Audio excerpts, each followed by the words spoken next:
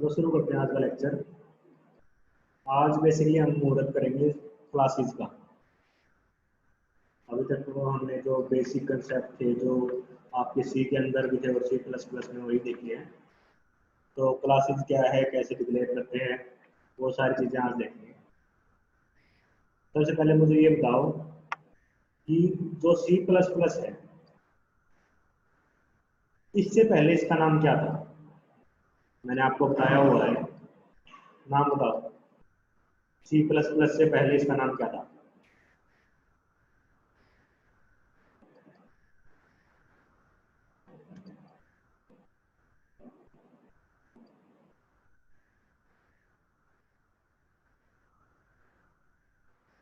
बहुत बढ़िया किरण, शाबाश। इसका नाम था सी विद क्लासेस।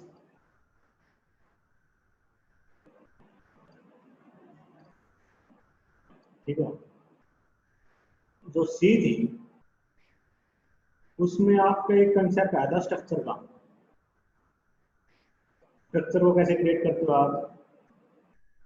स्ट्रक्ट लिखोगे सबसे पहले, है ना। उसके बाद स्ट्रक्चर का नाम दोगे कोई।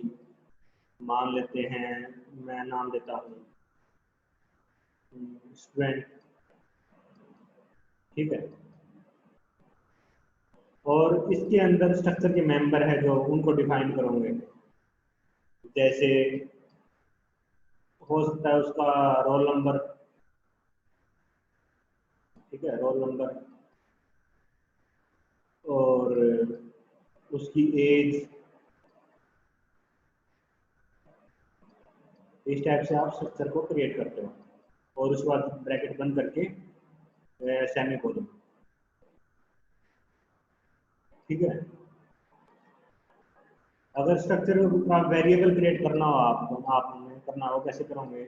उसके लिए तरीका क्या है? स्ट्रक्ट स्टूडेंट और इसका वेरिएबल नेम, ये आप यहाँ भी क्रिएट कर सकते हो, है ना। दोनों तरीके वैलिड है।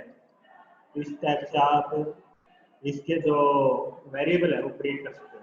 जितना क्रिएट करना चाहो उतने क्रिएट कर सकते हो। और स्ट्रक्चर जो मेंबर है, ये जो स्ट्रक्चर मेंबर है, इनको यूज कैसे करते हो आप? स्ट्रक्चर का जो वेरिएबल आपने क्रिएट किया है, ए डॉट रोल नंबर, कुछ भी वैल्यू देने मान लिया, ए डॉट एज, है ना। इस टाइप से आप स्ट्रक्चर मेंबर को with the help of structure variable आप यूज कर सकते हो। ठीक है। यहाँ पर तो किसी को डाउट होगा नहीं।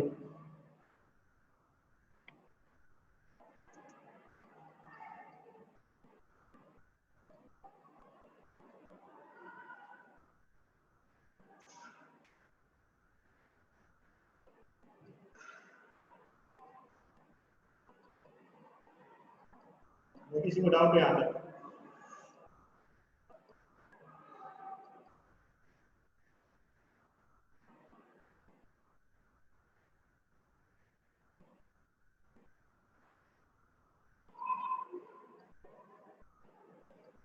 और स्ट्रक्चर क्या है? बिल्ट इन डेटा टाइप या यूजर डिफाइंड डेटा टाइप है? बताओ। Structure built in data type है या यूजर डिफाइंड है?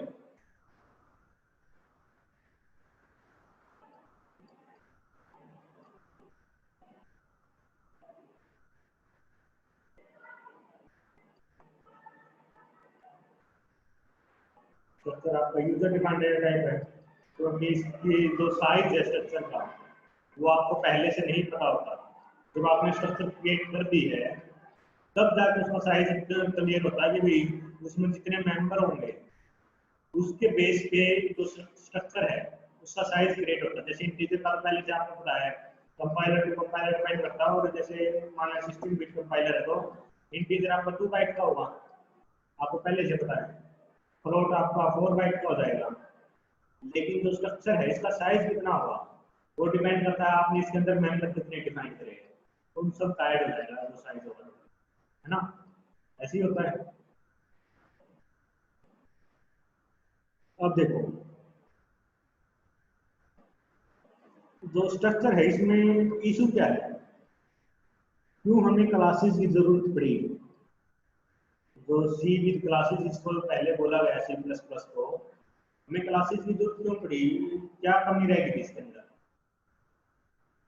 इसमें जो स्ट्रक्चर था, स्ट्रक्चर ने ये फंक्शनलिटी तो दे दी गई कि आप एक ही एंटिटी के डिफरेंट डिफरेंट जो एट्रीब्यूट है उन सबको कंबाइन करके एक क्लब करके एक यूनिट बना सकते हो, जिसको स्ट्रक्चर कह दिया उसने। सी प्लस जो क्लासेस है सी प्लस प्लस के अंदर वो भी सेम काम करती है, लेकिन क्या एक्स्ट्रा फंक्शनलिटी क्लासेस के अंदर आई जो स्ट्रक्चर के अंदर नहीं थी? जो स्ट्रक्चर था इसके अंदर एक तो फंक्शंस नहीं होते थे, है ना, फंक्शंस स्ट्रक्चर के अंदर नहीं है। और सी जो क्लासेस है आपकी उसके अंदर आप फंक्शन भी फंक्शन हुए और डाटा टाइप हुए इन सबको क्लब कर देते हो, उसको स्ट्रक्चर में मतलब क्लास कह दिया। दूसरा, सपोज करो मेरे पास दो एट्रीब्यूट दो इसके वेरिएबल है ए एंड बी, ठीक है, और मान लिया इसका रोल नंबर इतना है और एज इतनी है। मान लेते एक वेरिएबल हो ले लिया मैंने इंट मार्क्स, ए डॉट मार्क्स लिख दूंगा मैं, इसके मार्क्स मान लिया 30 है। अब मैंने दूसरा वेरिएबल लिया बी, बी के भी मैं रोल नंबर डिफाइन कर दूंगा, बी डॉट रोल नंबर मान लिया 30 है और बी डॉट मार्क्स वो मान लेते हैं 25 है। सपोज करो मैं मेरा ये है कि भाई मैंने कैलकुलेट करने हैं कि टोटल मार्क्स कितने हैं सभी स्टूडेंट्स के, तो मुझे क्या करना पड़ेगा?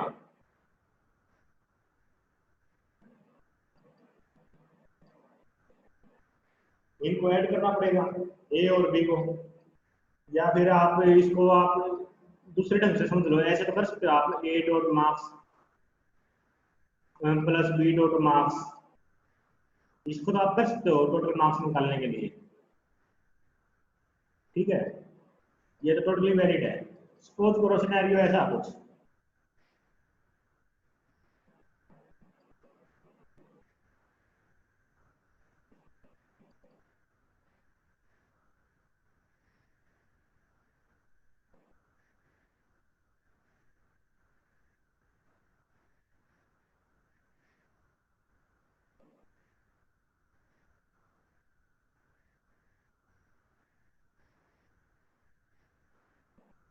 इन स्पोर्ट्स मार्क्स, स्पोर्ट्स के मार्क्स ले लिए और एक एकेडमिक के, ठीक है,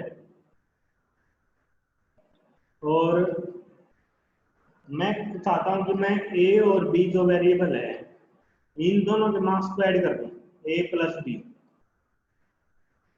दोनों वेरिएबल को ऐड करूं, तो मेरा इन दोनों का सम दोनों वेरिएबल के लिए हो जाना चाहिए, है ना।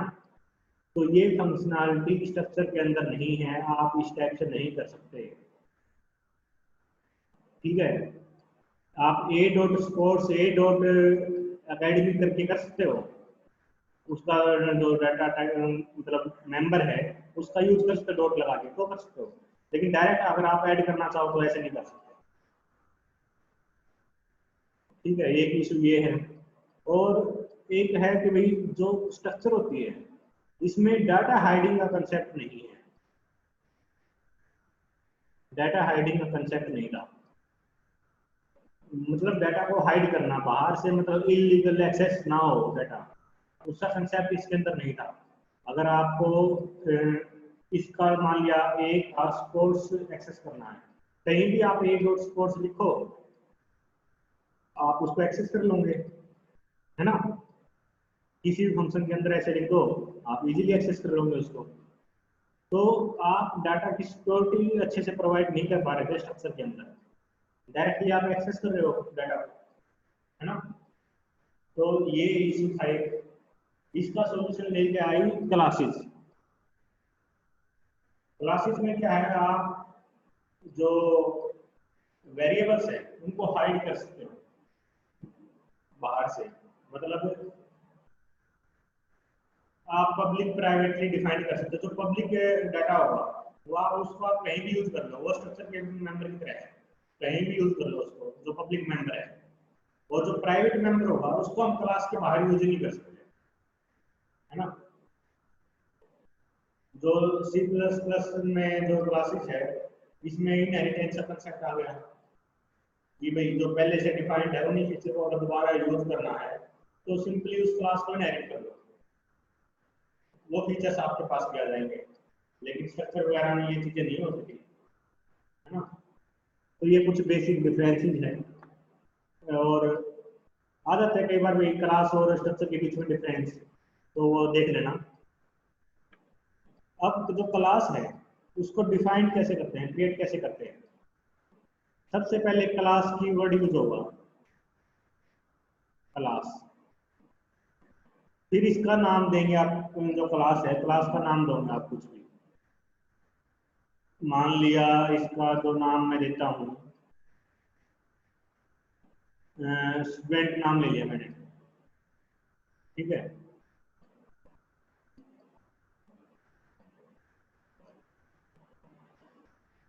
एक थोड़ा ध्यान रखना कि भाई जो, चलो चीज मैं आपको बाद में बताऊंगा, अभी इग्नोर करो। अब सेम जो स्ट्रक्चर होती थी वैसे ही ये ब्रैकेट के बीच में आपने क्लास का जो मेंबर है उनको डिफाइन करना है। जैसे स्ट्रक्चर में करते ना, स्ट्रक्चर यहाँ स्ट्रक्ट लिखते थे, स्ट्रक्ट स्टूडेंट, और उसके बाद ब्रैकेट के बीच में आप अपनी सारी चीजें डिफाइन करते हो, एंड में सेमीकोलन लगाते थे। सेम चीज है, स्ट्रक्ट स्ट्रक्ट की जगह यहाँ क्लास आ गया और बाकी सेम है। अब इसके अंदर आता है प्राइवेट और पब्लिक।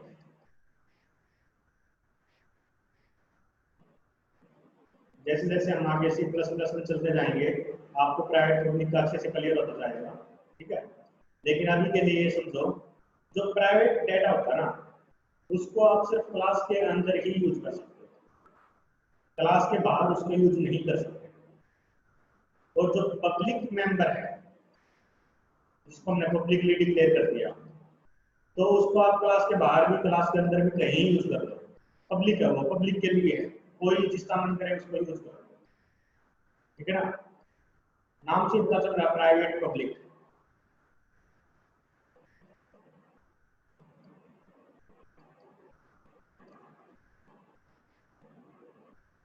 अब प्राइवेट है पब्लिक है, इसको डिफाइन कैसे करते हो, तो उसके लिए हम क्या करेंगे, प्राइवेट लिखेंगे सबसे पहले, प्राइवेट करना तो प्राइवेट, और उसके बाद कॉलन, ये लगाना है कॉलन, इसके बिना एरर आएगा, प्राइवेट कॉलन। अब इसके अंदर मान लिया आपने कोई वेरिएबल लेना है, इंट रोल नंबर, या मैं एक फंक्शन लेता हूँ void get roll number, है ना। तो इससे क्या हुआ, जो भी मेंबर मैंने प्राइवेट लिखने के बाद, जो भी वेरिएबल या फंक्शन मैंने डिक्लेयर करे यहाँ पर, वो सारे के सारे प्राइवेट हो जाए। अगर मैं इसके बाद यहाँ लिखता हूँ पब्लिक, पब्लिक के बाद वही कोलन आएंगे, और मैं लिखता हूँ, मान लिया मैंने दो वेरिएबल ले लिए, इंट एज और void get age, get age नाम से मैंने फंक्शन बना लिया, ठीक है। तो जो ये मेंबर है पब्लिक में लिखने के बाद मैंने ये डिफाइन करे है, डिक्लेयर कर दिए एज नाम का वेरिएबल और एक गेट एज नाम से फंक्शन, ये पब्लिक है और ये आपके प्राइवेट है। यहाँ तक सब कुछ क्लियर है।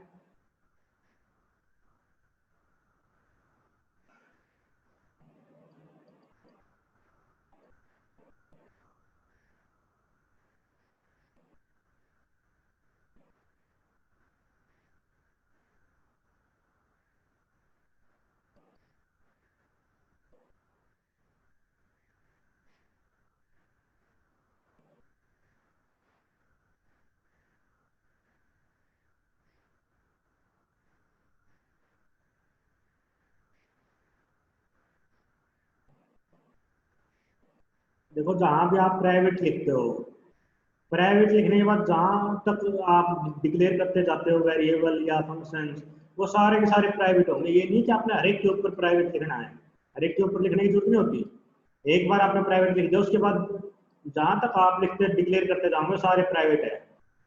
लेकिन जहां भी उसको दूसरा एक्सेस मॉडिफायर मिलता है, जैसे पब्लिक, जैसे इसको पब्लिक मिला उसके बाद वाले सारे पब्लिक हो जाएंगे, है ना। अब सपोज करो मैं कुछ भी नहीं लिखता हूं, ना तो प्राइवेट ना पब्लिक, मान लिया मैं यहाँ कुछ भी नहीं लिखता हूं। अब आपको ये तो पता है कि भाई पब्लिक यहाँ मिला मुझे, तो इसके बाद वाले सारे पब्लिक है, लेकिन इसके पहले वालों का क्या, उनका क्या करें, है ना। तो अगर आप कुछ भी नहीं लिखते हो तो बाय डिफॉल्ट वो प्राइवेट होंगे, अगर कुछ भी मेंशन नहीं किया। तो ये दोनों आपके प्राइवेट है, यहाँ पर आप प्राइवेट लिखो या ना लिखो, ये दोनों आपके प्राइवेट ही होंगे, है ना। ये होता है कि भाई बाय मिस्टेक सपोज करो बंदे ने पब्लिक प्राइवेट डिक्लेयर नहीं किया, मेंशन नहीं कर रखा, तो कंपाइलर क्या सोचता है कि भाई अगर उसने बाय डिफॉल्ट ये पब्लिक कर दिए, अगर वो बाय डिफॉल्ट पब्लिक कर देता है तो क्या होगा, कोई भी यूज कर लेगा उसको, तो सिक्योरिटी तो रखनी है हमने, है ना। तो कंपाइलर क्या करता है, अगर आपने कुछ भी नहीं लिखा तो बाय डिफॉल्ट प्राइवेट कर देगा कि भाई चलो गलती से रह गया होगा, तो लेकिन मिस यूज नहीं होना चाहिए आपके डेटा का, है ना। तो प्राइवेट बना देगा उस सबको। क्लियर है ये बात।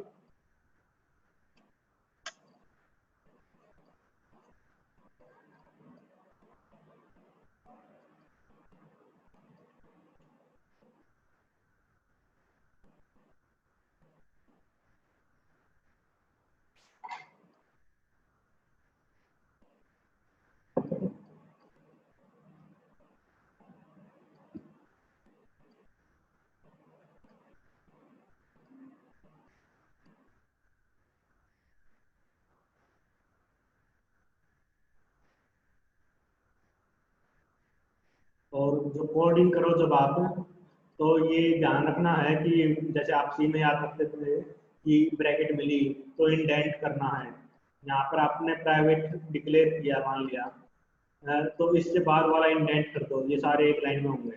ये नहीं कि एक इसके सीध में स्टार्ट कर दिया, ऐसा नहीं होगा, इंडेंटेशन करनी है। फिर पब्लिक है, पब्लिक और प्राइवेट ये दोनों एक सीध में होंगे। फिर आपने एज लिया, ये फिर इंडेंट होगा, ये और सारे एक सीध में आ जाएंगे। अगर आप फंक्शन डिफाइन करते हो तो डिफाइन करके कोड आपका इंडेंट होकर यहाँ से स्टार्ट होगा, है ना।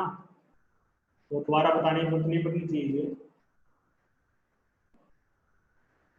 देखो जब हमने मेंबर है जो ये डाटा मेंबर, जो वेरिएबल होते हैं ना क्लास के अंदर, जो हम वेरिएबल डिक्लेयर करते हैं, जैसे ये वेरिएबल है, ये वेरिएबल है, इनको बोलते हैं डाटा मेंबर।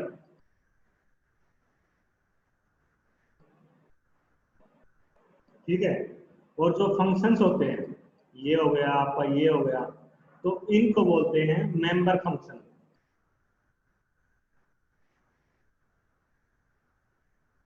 डाटा मेंबर और मेंबर फंक्शन।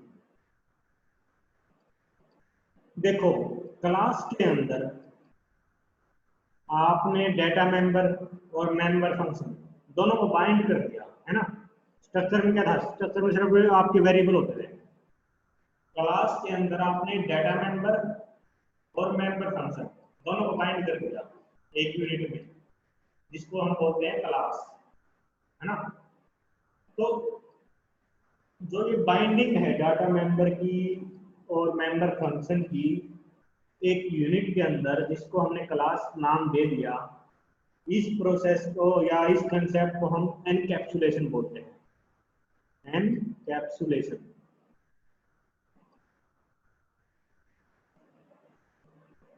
एनकैप्सुलेशन क्या हुआ, basically binding of data member and member function into a single unit is called encapsulation. उस सिंगल यूनिट को क्या बोलते हैं हम, क्लास। सबको क्लियर है।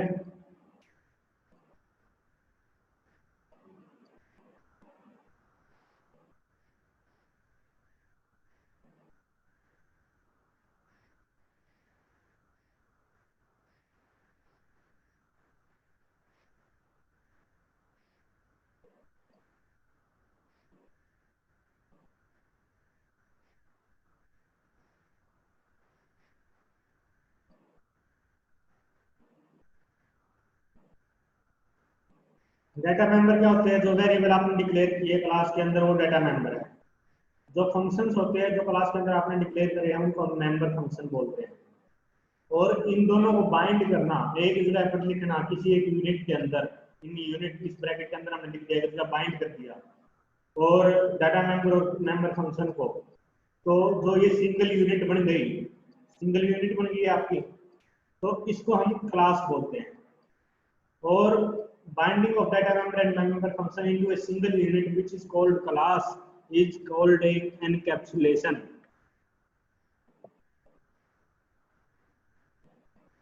और जो क्लास होती है, क्लास भी आपका यूजर डिफाइंड डाटा टाइप है ना। अब आपका जो क्लास का साइज होगा वो इन पे डिपेंड करेगा सारा, कि जो क्लास का साइज है वो इन सब पे डिपेंड कर रहा है। टोटल जो साइज होगा वो इनसे सबसे कैलकुलेट होगा। एक यूजर डिफाइंड डाटा टाइप है क्लास।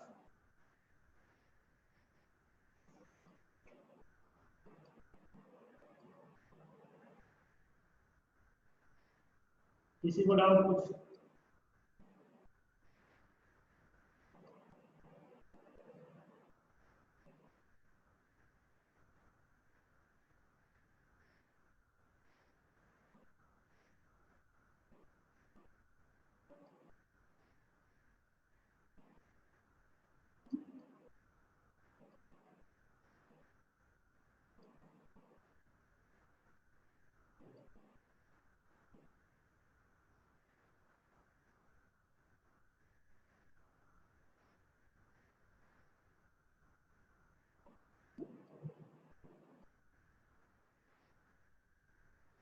देखो सीन के अंदर आप स्ट्रक्चर क्रिएट करने के बाद उसका एक वेरिएबल क्रिएट करते थे, है ना।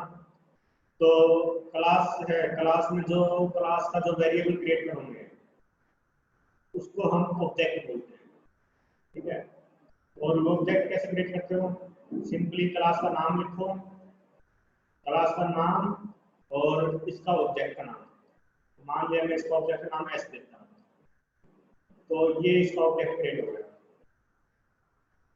और इसका दूसरा तरीका क्रिएट करने का क्या है, वो आप जब ये ब्रैकेट बंद करते हो तो इसके साथ भी लिख सकते हो एस, जैसे आप स्ट्रक्चर के अंदर करते हैं।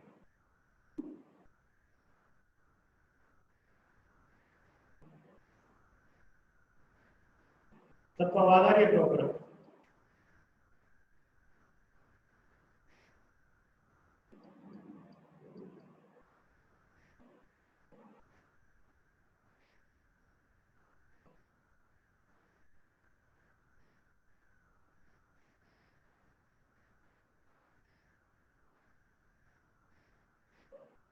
हाँ, नेटवर्क का इशू है एक्चुअली थोड़ा। तो देखो ऑब्जेक्ट कैसे क्रिएट कर सकते हो, या तो ऐसे क्रिएट कर लो या फिर ऐसे कर लो, आपकी मर्जी है वो, ठीक है ना। अगर मल्टीपल है तो ऐसे भी कर सकते हो आप, जैसे S1 dot sorry S1 comma S2 comma S3 इस तरीके से क्रिएट कर सकते हो। या ये ना करना चाहो तो आपके पास दूसरा तरीका है, S1 comma S2 comma S3, यहाँ पे सेमी कॉलम आएगा। इस तरीके से आप ऑब्जेक्ट क्रिएट कर सकते हो। क्लियर है ना सबको?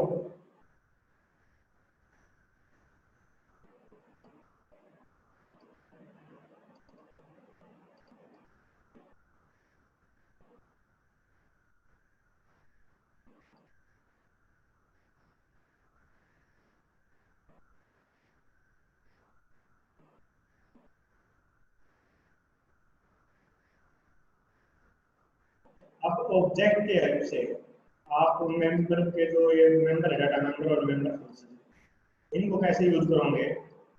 तो जैसे ऑब्जेक्ट का नाम लिखोगे डॉट, मान लिया आपने एज यूज करना है तो एज, इस तरीके से आप इसका जो वेरिएबल है डाटा मेंबर है उसको यूज कर सकते हो। या आपने फंक्शन कॉल करना है तो कैसे करोगे?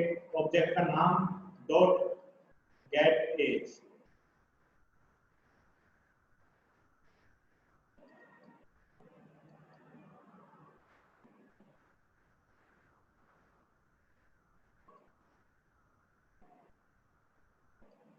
हाँ कुछ कुछ वैसा ही है सर से। तो इस तरीके से आप मेंबर फंक्शन को कॉल कर सकते हो। आपने इसकी मान लिया वैल्यू देनी है तो इक्वल टू वैल्यू करके 20 वैल्यू दे सकते हो। ठीक है, क्लियर है इतना, बाकी कल करेंगे। यहाँ तो किसी को डाउट हो तो पूछ लो कि भाई क्लास कैसे क्रिएट करते हैं, पब्लिक प्राइवेट क्या है, ऑब्जेक्ट कैसे क्रिएट कर सकते हो आप, ऑब्जेक्ट की हेल्प से डाटा मेंबर या मेंबर फंक्शन उसको कैसे कॉल करोगे या यूज करोगे, है ना। ये चीजें आदत है देखिए।